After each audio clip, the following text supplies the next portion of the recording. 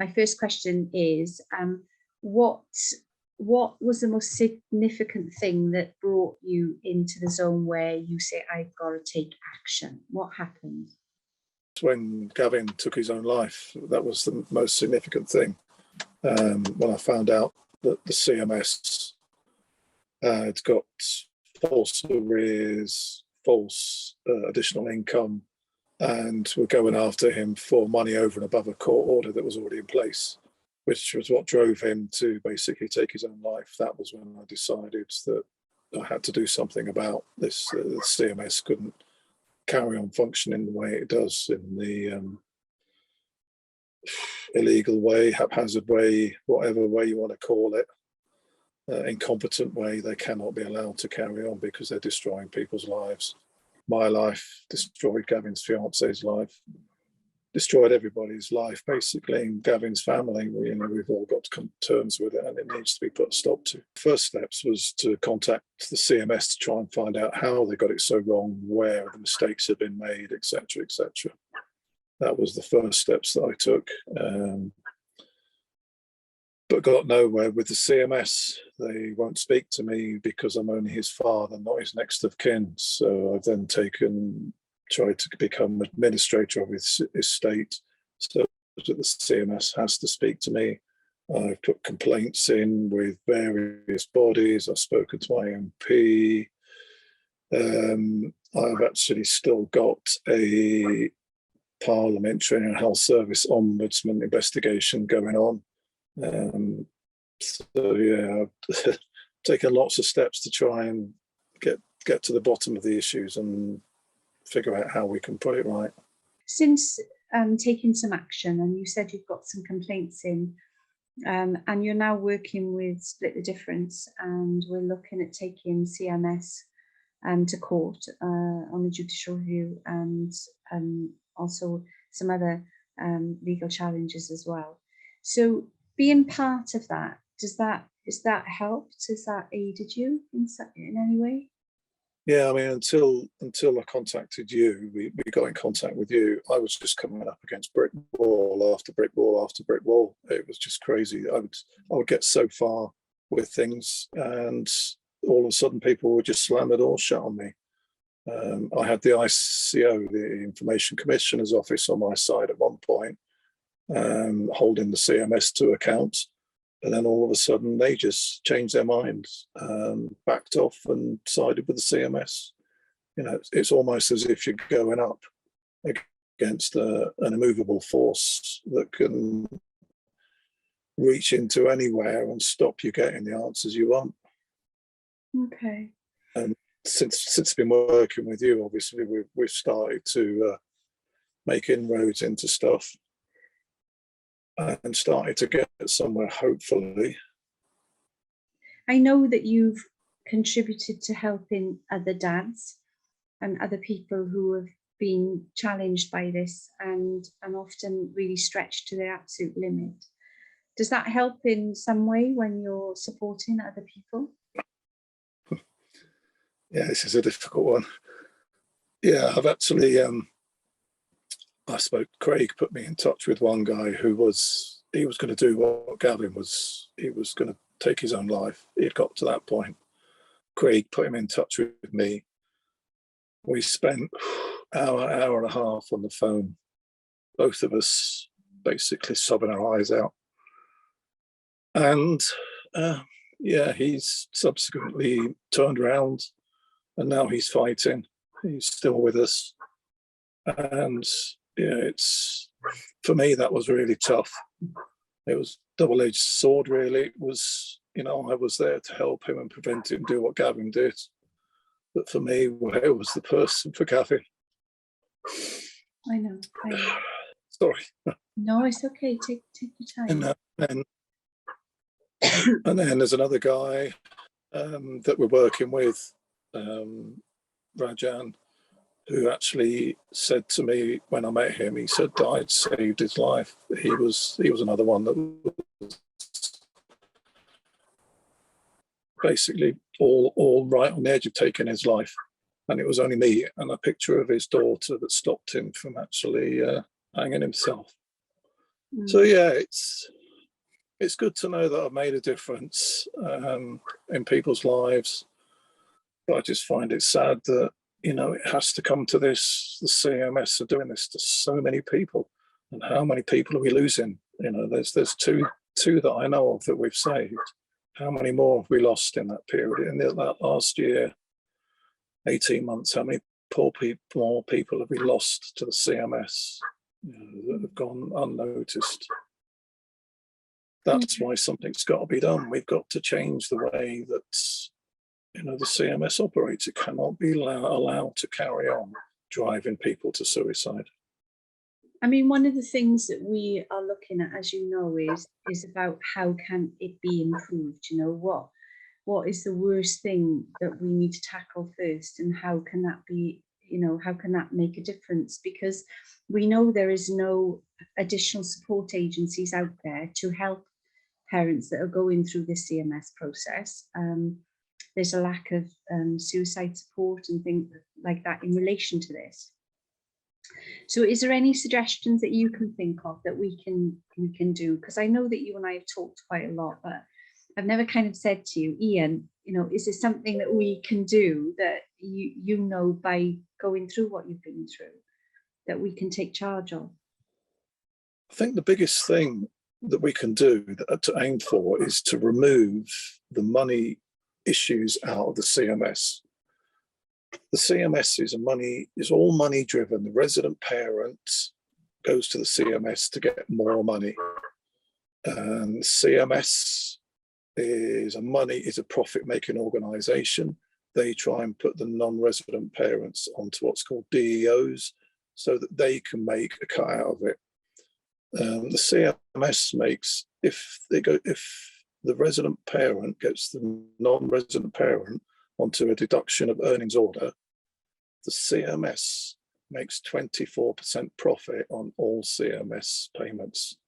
If you remove that, straight away, it stops the incentive to go for more money.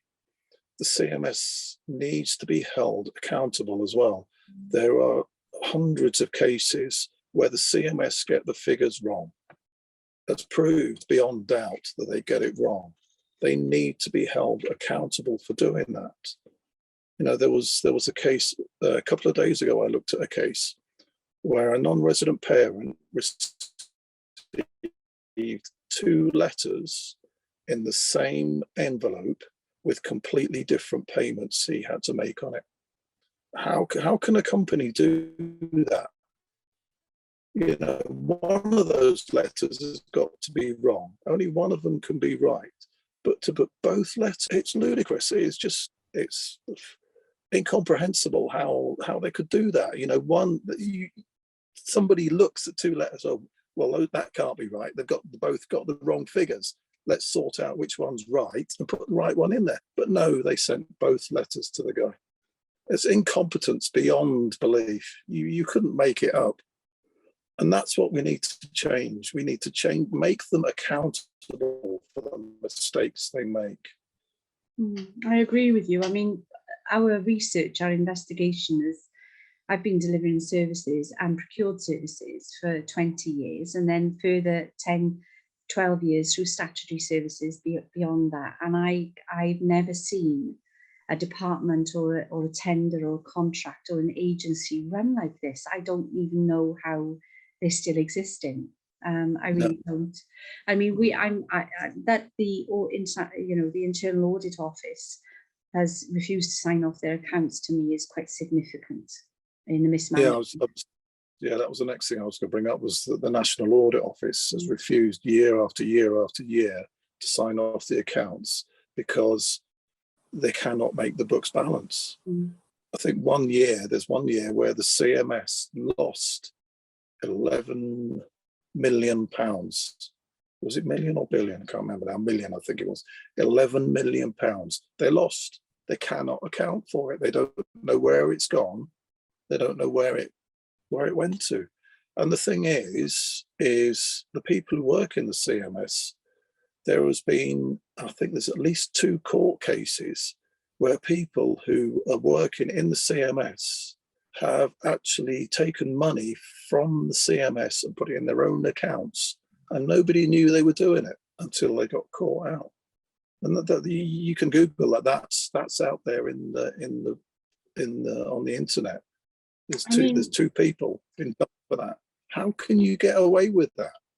I mean, the systems in play in financial management now absolutely make that is so difficult. It's unreal now. There is layers to managing those processes that are so transparent in terms of audit processes that will be picked up on very, very quickly. And I can't understand how that's been, how they've got away with that. I mean, it's just bizarre in today's management processes. It's really bizarre. You speak to anybody in the financial world and they just cannot believe that it's going on. They say, they turn around and say, that can't be happening. It cannot be happening, but it is. That's the thing. And I think that's why, I mean, for me and the people that I work with, it is why, I couldn't let this sit. I couldn't let this sit for lots of different reasons. But, and I know personally, I'm very grateful that you did step forward and that you did continue looking, because the more we look at these things, the more overwhelmingly, it's one of those things that fills you full of energy and you think there's no way I can sit down until this is completely showcased, until people are held accountable, and the evidence is falling off a tree like ripened fruit. This is the biggest thing for me. You don't even have to look hard. It's falling, in your hands. I mean, it's crazy what is going on. When people shout corruption and government, I always think, because I've delivered services under procurement, and I know how stringent these processes can be.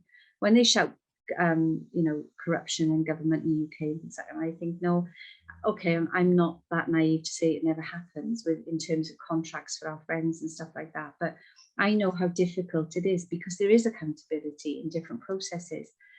This is blown my mind, absolutely blown my mind, and I'm really grateful to have an opportunity to be able to work with you. And I'm really hopeful that we can, all of us together, we're nearly there now, which is really cool. We're nearly there. We've got all that evidence, and we're nearly there now.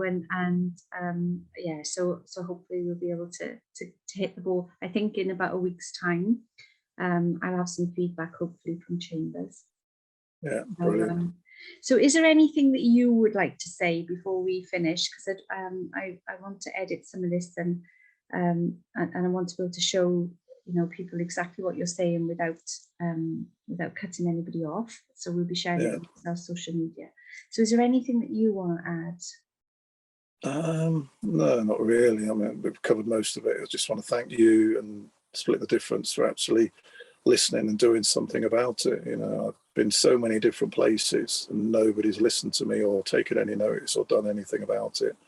I think one of the worst things is probably all the MPs that sit in Parliament will have had at least one person write to them complaining about the CMS and the way it operates, and nobody in government is willing to do anything about it. None of the MPs will stand up and do anything about it.